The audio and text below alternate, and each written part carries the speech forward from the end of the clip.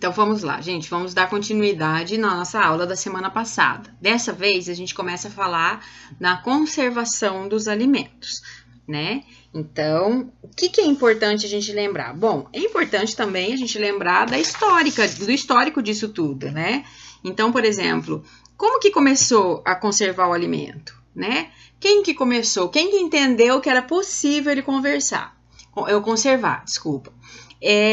Bom, a primeira vez que, de certo, mataram um mamute que era muito grande para uma família, de repente, né? E aí eles deixaram aquela carne exposta ao sol por um tempo, eles começaram a entender que tinha alguma coisa que fazia que aquela carne durasse um pouco mais de tempo. Então, eles já começaram a ter uma noção daquilo. E é claro que por conta da inteligência do homem, então ele começou a deixar mais vezes, né? Então, ele tirava o couro daquele bicho, ou às vezes nem tirava também, deixava de um jeito para que protegesse depois, e deixava exposto ao sol. E aí era um processo de soleado, que a gente chama hoje, né? Que é deixar ele ao sol. Mas eu penso que deveria ser bem complicado, porque uma carne de animal sendo exposta no local onde eles estavam era um chamariz também para outros bichos virem até eles. Então, imagina quanto que isso era difícil. Por isso também que ele era nômade, então ele não ficava estável naquele lugar, ele ia andando para muitos e muitos lugares, né? Bom, isso até surgiu o fogo. Quando surge o fogo, ele começa a ter outros processos para fazer o alimento dele durar. Ele começa também com testes de acerto e erro. E um dos testes mais comuns são da defumação. Ele começa a entender que se ele colocar bastante madeira para queimar, ou então pedaços de árvores e tudo mais, aquela carne que era defumada com aquela fumaça daquela madeira ia durando mais tempo. Né? Então, a gente começa já a identificar quais foram os primeiros pontos de conservação dos alimentos. Sol, gelo e fogo. A gente fala em gelo, aí aqui no Brasil a gente tem a sensação de, mas os nômades não vieram aqui da América do Sul. Eles vieram da América do Norte, eles tinham lá na África, lá mais para o alto, na Europa.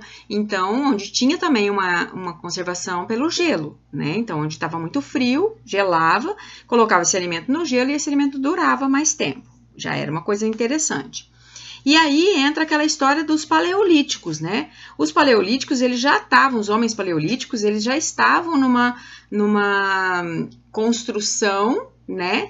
De família, de ter as pessoas por perto, né? E vamos lembrar o seguinte, que se não fosse a conservação do alimento, os homens jamais teriam sido evoluídos e desenvolvidos, né? Porque se eles não tivessem esses cuidados, se eles não aprendessem a fazer isso, como que eles iam manter a vida deles, né? Era comer enquanto tem alimento, quando não tem alimento, perdia totalmente, não tinha mais acesso, e aí como que ficava? Então, tudo isso era uma coisa bem complicada, né? Então, aí os paleolíticos, eles já começam a se destacar, porque eles também não plantavam, também não produziam alimento, mas eles tinham as carnes, né, que eram muitas, e guardavam as castanhas, né, que eles encontravam, que era possível comer, e as frutas que caíam, as frutas que estavam ali disponível, então eles se alimentavam. Até hoje tem uma dieta chamada dieta paleolítica, mas essa dieta paleolítica, então você vê que não é tão perfeita, né, porque ela tem uns legumes ainda, mas a dieta paleolítica verdadeira, ele não tinha produção dos alimentos, então só tinha carnes, né, grãos a partir de nozes, essas coisas, né, sementes, na verdade, e frutas, né. Bom, e aí o homem vai evoluindo, e essa evolução consiste nele ter a capacidade de armazenar esse alimento e manter esse alimento por mais tempo. E ele começa a entender que ele tem mais chance de sobreviver quando ele tem acesso a esse alimento. Então, quando ele sempre tem uma reserva, quando ele sempre tem acesso, ou então quando ele, para subir uma montanha muito alta, ele tem energia para aquilo, e para isso ele tem as reservas guardadas na bolsa dele, ou onde ele estiver, né? Então, a conservação, ela começa a ser uma arte, né? Que vai consistir de manter esse alimento mais estável possível, né? Então, menos modificado, menos putrefato, né? Menos perdido, né? Mesmo que em condições em quais não seria viável. Então, a conservação dos alimentos, ela envolve também as mesmas 3 características lá da transformação dos alimentos. Então, elas são características físicas, químicas e biológicas. Conservar esses alimentos é manter a característica do alimento estável. Por isso que o alimento, ao ser conservado, ele precisa chegar a uma etapa de conservação onde ele tenha um processo de conservação que ele possa reverter esse quadro e não deteriorar esse alimento. Porque ele não pode pensar que ele pode fazer um alimento, de repente ele armazena esse alimento e quando ele vai consumir esse alimento está estragado. E aí, então, vamos pensar, né? Vamos começar a pensar. Passada, então agora com certeza vocês têm resposta. Por que eu tenho que colocar uma lata de conserva aberta na geladeira? Vocês pensaram? Vocês responderam isso nas tarefinhas, né? Então, qual é a utilidade de pôr a conserva aberta na geladeira? Se bem que nós vamos aprender lá na frente que uma lata de conserva, depois de aberta, ela não deve ficar nem mesmo dentro da geladeira. Esse alimento tem que ser mudado de recipiente. Mas quando eu abro aquela lata, então naquele momento eu tinha esse alimento conservado. Quando eu abri, eu deixei do processo, o processo que eu tinha feito para separado o risco de contaminação ficou inativo, porque eu abri a lata. E quando eu abri a lata, ela entrou oxigênio. Tá? Nós vamos falar disso depois também.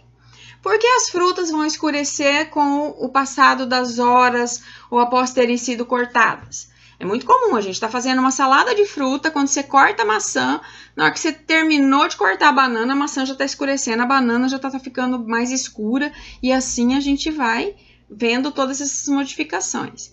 E aí a gente lembra lá de química também, quando a gente fazia na época de infância, que daí a professora dizia assim, da reação de Maillard. O que era a reação de Maillard? Que era o escurecimento do fruto. Pode ser por uma oxidação por conta do oxigênio do local. Então, por isso que o alimento tem casca, porque quando ele descascado, ele já começa a sofrer com o oxigênio, né? Começa a sofrer uma espécie de envelhecimento. E como que eu posso guardar uma salada de fruta sem que ela escureça com o passar das horas? Né? Então, o que eu misturo nessa salada de fruta que vai fazer esse escurecimento demorar pelo menos um pouco mais? Né? Isso também é outra coisa muito comum, porque daí a gente faz aquela salada de fruta toda bonita, quando guarda, no outro dia você vai pegar a salada, ela já tá toda feia lá, né? E às vezes a minha sopa fica azeda de um dia para o outro. E como que eu posso evitar isso? Bom, essas foram perguntas que eu fiz e que depois vocês tinham que pensar um pouquinho para fazer e depois a gente vai trabalhar nisso. Mas o que é importante? A gente está falando aqui de armazenamento, de guardar as coisas. Como é que eu guardo aquilo que eu tenho sem que ele estrague? Para que eu guarde sem estragar, eu tenho que pensar em conservar. Isso é importante. Então, de quem que é a responsabilidade dos alimentos se estragarem com facilidade? Né? Então, existem algumas coisas que aceleram esse processo, que são responsabilidade dos alimentos estragarem com facilidade. Entre elas, o oxigênio do ar, a luz, o calor e principalmente os micro-organismos. Os micro-organismos são extremamente importantes nesse processo. Por quê? Porque se eu tiver luz, eu vou estragar esse alimento por conta dele ficar escurecido, né? Mas ele não vai, de repente ele vai até ficar feio, mas ele não vai estar impróprio para consumo, né? Que é o caso daquela banana que já está com a casca bem preta, então por conta do oxigênio de fora, ela já está bem escura. Mas quando você abre ela ainda está possível de comer, não está estragada, né? Já se ela tivesse sido contaminada por algum micro-organismo, ela poderia estar estragada e o pior, ela poderia estar com o mesmo aspecto que se ela tivesse normal. E aí, então, começaram a se inventar métodos que eram possíveis. E lá atrás, bem lá no século XX, eles começam com a embalagem, né? Que eles começam a pensar o seguinte: puxa vida, se eu tivesse como não ter oxigênio num local, eu teria o tempo de vida prolongado. Bom, mas se eu não tivesse oxigênio e também não tivesse luz, esse tempo de vida seria ainda mais prolongado, não é verdade? E aí eles começam a pensar numa cobertura para esse alimento. E as latas acabam sendo as primeiras a fazerem parte desse processo. Então, a embalagem é que mantém a garantia desse alimento, que esse alimento tem uma vida um pouco mais prolongada, né? Por quê? Porque não vai ter acesso à luz, não vai ter acesso ao oxigênio, né? Mas para isso também, na hora da fabricação, tem que estar tudo em ordem. Né? Porque senão, e hoje em dia as latas elas armazenam um alimento que tem por conservação a água salgada. Então ele está conservado por dois tipos, são água salgada, são sem oxigênio e ainda com luz, sem luz, né? Porque daí ele esteriliza esse alimento. Então o que é a esterilização? Se a gente falar esterilização, a gente tem que pensar o seguinte, que é matar todo tipo de micro-organismo daquele local. O alimento, ele nunca consegue ser totalmente esterilizado. Por quê? Porque o alimento, ele também tem vida, né? Então, se eu esterilizo um alimento, eu perco toda a capacidade nutritiva dele. O que eu consigo fazer é bloquear com que essas bactérias estejam atuantes no momento de consumo. Então, eu aqueço esses alimentos a uma temperatura super elevada, onde eu mate boa parte das bactérias, durante alguns minutos ou segundos, com a finalidade de destruir todos esses micro-organismos e inativar essas enzimas capazes de deteriorar esses alimentos durante a estocagem. Quando eu abro esse alimento, algumas enzimas que só estavam inativas voltam a ser ativadas. E por conta de algumas bactérias que até não sobrevivem a altas temperaturas, mas elas conseguem ficar ali e quando esse alimento volta, ela pode voltar ser um agressor. Aí eu tenho também a pasteurização. A pasteurização eu penso que é o mais comum, vocês devem ter ouvido falar muito já, porque a pasteurização é utilizado para muitos alimentos. Principalmente porque ele vai ser feito o processo de pasteurização dentro já da embalagem. Então é um processo utilizado que destrói os micro-organismos patogênicos ali existentes, né?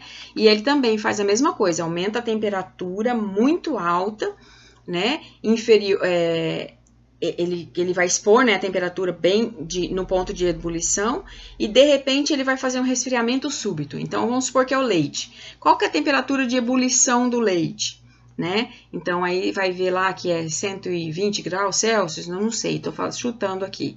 E aí ele reaquece, ele esfria esse leite, então ele fica lá por 5 minutos, 10 minutos aquecendo, né, a 120 graus. Quando ele esfria a menos 3 graus por mais 3 minutos. Então, esse choque de temperatura, que é chamado de pasteurização. A gente faz isso, às vezes, com legumes e verduras num branqueamento. Numa coisa parecida, não vai ser em tão alta temperatura. Aí, carnes, queijos, peixe fresco, como que eu faço? Eu tenho que mantê-los congelados.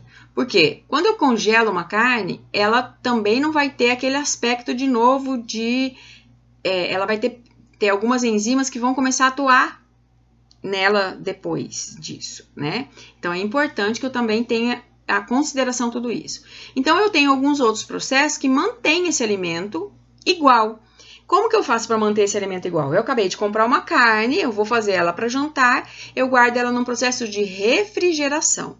Então, ele não está congelado, ele está gelado, ele está só mantendo uma temperatura onde as bactérias que gostam da comida mais morninha, que gostam das comidas mais aquecidas, não vai estragar nesse processo. Por isso que o tempo deles também é muito menor. Então, eu tenho um tempo de 3 a 5 dias. Eu não tenho aquele tempo de 3 meses guardado. Quando que eu vou conseguir esse tempo de 3 meses guardado? Num congelador. Aí eu vou fazer o processo de congelamento, né? Então, quando fala em refrigeração, a gente já pensa diferente do congelamento. O congelamento é quando eu pego esse alimento e aí eu congelo ele. Quando eu congelo o alimento, é que ele vai consistir no quê? Na redução drástica dessa temperatura a seu ponto de congelamento, ou seja, abaixo de zero. E é comum que esses alimentos eles sejam congelados e mantidos congelados a menos 18 graus. Esse menos 18 graus é a temperatura dos nossos congeladores, dos nossos freezers, né? E aí, por esse motivo que ele está congelado, então eu bloqueei a ação das enzimas, é que ele consegue ficar mantido por 6 meses. Ao contrário da refrigeração, ele induz a formação de cristal de gelo. Então, o alimento que está refrigerado tem água na sua consistência, que ele não perdeu. E já no congelamento, ele transforma toda a água que tem nesse alimento em cristais de gelo. E por isso que, às vezes, quando a gente congela esse alimento, quando ele volta, ele não volta mais a ser como ele era antes. Então, imagina que eu congelei um morango. Quando eu vou usá-lo, eu não consigo mais usá-lo como um morango de apresentação fresco. Ele vai ser usado para polpas, para sucos, mas ele não vai ter mais a consistência que ele deveria ter tido anteriormente, que ele deveria ter tido enquanto fresco. E a irradiação? Bom, a irradiação dos alimentos é um processo físico de tratamento e que vai consistir em submeter esses produtos ou embalados ou a granel a uma dose controlada de radiação ionizante e por um tempo determinado com o intuito de melhorar as qualidades sanitárias, aumentar a validade desses alimentos comerciais, né, e tudo mais. Tem hoje o ozônio, que é muito utilizado nesse processo. Então, ele mantém a característica, às vezes, ou então ele já faz isso em alimentos já ressecados. Então, por exemplo, um cravo que já está ressecado, uma canela, né? Em alguns alimentos, nas frutas, que daí ele usa a irradiação iônica, né? De ozônio, e aí ele mantém uma integridade por um pouco de mais de tempo. E a liofilização? Bom, a liofilização é o grande bambambam do processo de conservação alimentar. Por quê? Porque nesse processo de conservação, a indústria alimentícia ela consegue desidratar o produto. Então, ele tira toda a água desse produto. E a água é rica em oxigênio. Então, eu vou ter ausência de água, então eu tenho também ausência de contaminação de alimentos. Então, eu tenho a chance desse alimento durar por muito, muito mais tempo, né? Então, como que ele é feito? É feito uma espécie de desidratação. É feito pelo meio de sublimação, porque ele vai congelar esse alimento, e aí ele vai pegar todas as partículas que são de água e vai tirar desse alimento, né? E pelo processo de sublimação, e aí no estado físico vai sobrar o pó. Então, é o café expresso, é o leite em pó, são aquelas sopas em pó, aquela alimentação que você tem que hidratar para poder consumir. Porque quando você hidrata, você faz ela voltar ao que ela era antes, né? Temos também, gente, a defumação. A defumação, que era esse processo mais antigo também, foi utilizado muito antes do sal.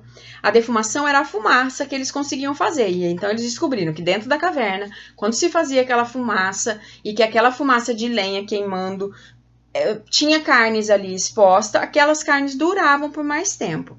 Tem até alguns programas na internet, tipo Largados e Pelados, ou Voltando às Origens, coisas assim, que são pessoas que hoje fazem o mesmo caminho que fizeram as pessoas, os desbravadores, né?